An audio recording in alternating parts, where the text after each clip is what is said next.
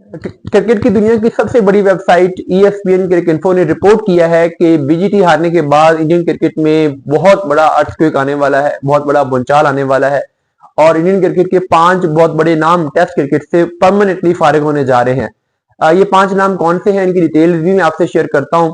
सबसे पहला नाम जो इसमें है वो ओब्वियसली रोहित शर्मा है, जिनको सिडनी टेस्ट मैच में ही कप्तानी से हटा दिया गया था, ड्रॉप कर दिया गया था। और आल्दो के रोहित शर्मा ने ये कहा कि नहीं, ये उनकी रिटायरमेंट नहीं है, वो कम करना चाहते हैं, लेकिन बीसीसीआई ने ये डिसीजन कर लिया है कि वो रोहित शर्मा को अब कभी कम नहीं करवाना चाहते।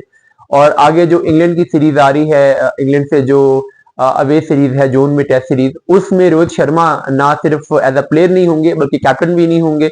और जसप्रीत बुमराह अगर फिट रहे तो वो ही इंडिया को टेस्ट मैचेस में लीड करेंगे और इंडिया रोहित शर्मा से परमानेंटली टेस्ट मैचेस में अब उनको कभी शामिल नहीं करेगा। तो रोहित शर्मा का टेस्ट मैचेस में दी एंड हो चुका है। दूसरा नाम जो है वो विराट कोहली है। विराट कोहली ने जो परफॉर्मेंस दी है इस बीजीटी में, 9 इनिंग्स में 100 और वो भी इररिलेवेंट 100 और बाकी 8 इनिंग्स में मुकम्मल तौर पे फेल हुए हैं वो। इससे पहले वो T20 वर्ल्ड कप में भी पूरे वर्ल्ड कप में फेल हुए थे, गुड लक हो गई फाइनल वाली इनिंग्स। तो अब उसमें विराट कोहली के बारे में भी बीसीसीआई ने में ये एक स्ट्रॉन्ग फीलिंग पाई जा रही थी कि इनफ इज इनफ।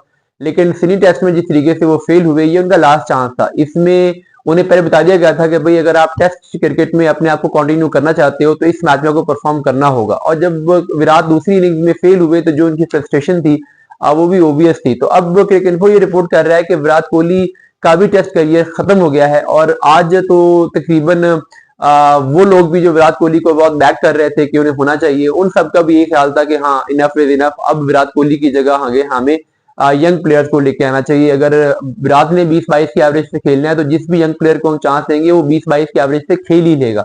तो इसलिए अब क्रिकइंफो रिपोर्ट कर रहा है कि विराट कोहली को भी ड्रॉप कर लिया गया है और अगले 4-6 महीने 8 महीने तो वो टेस्ट क्रिकेट में इंडिया को रिप्रेजेंट नहीं करेंगे और उसके बाद वैसे ही उनका कमबैक मुश्किल हो जाएगा जिस वो फॉर्म से गुजर रहे हैं। तीसरा नाम इसमें जो है वो रविंद्र जडेजा का है। जडेजा ने इस टूर में आते ही पहली एक अच्छी इनिंग्स खेल ली थी, लेकिन उसके बाद ना उनका बल्ला चला है और ना उनकी गेंद चली है। और उससे पहले न्यूजीलैंड वाली जो होम सीरीज थी उसमें भी एज अ बॉलर वो मुकम्मल तौर पे फ्लॉप रहे थे। तो अगर आप एज अ बॉलर इंडिया में विकेट नहीं ले रहे, अगर आप एज अ बॉलर ऑस्ट्रेलिया में विकेट नहीं ले रहे, अगर आप एज अ बैट्समैन भी ओकेजनली कभी कभार स्कोर कर रहे हैं, तो फिर इंडियन क्रिकेट टीम में जगह नहीं बनती। और ये डिसीजन कर लेना चाहिए था।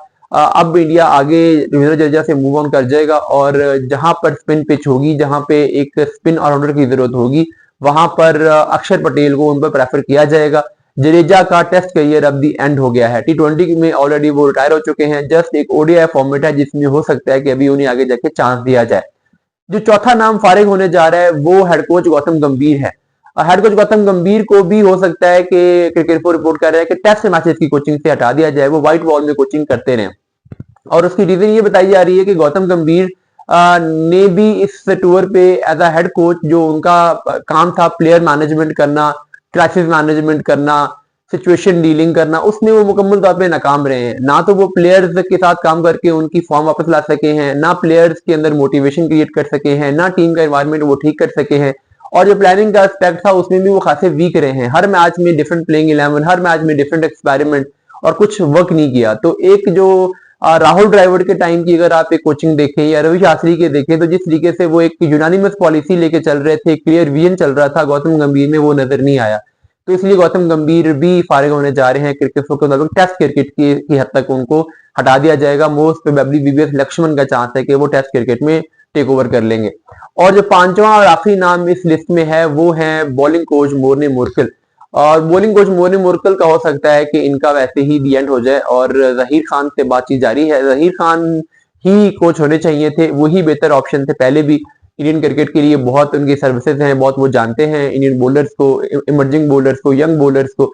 तो मोर्ने मोर्कल का वहां से आके यहाँ पे एडजस्ट करना मुश्किल था। वैसे तो गौतम गंभीर के होते हुए जहीर खान का भी गौतम गंभीर के साथ काम करना मुश्किल था। लेकिन अब ये खबरें हैं कि बीसीसीआई रिकंसीडर कर रहा है कि मोर्ने मोर्कल को हटा के, क्योंकि मोर्ने मोर्कल का कॉन्ट्रैक्ट वैसे भी शॉर्ट टर्म था, तो उनका ऑटोमेटिकली कुछ अर्से तक कॉन्ट्रैक्ट एक्सपायर हो जाएगा। तो फिर नए बॉलिंग कोच के लिए जहीर खान का नाम भी सुनने में आ रहा है।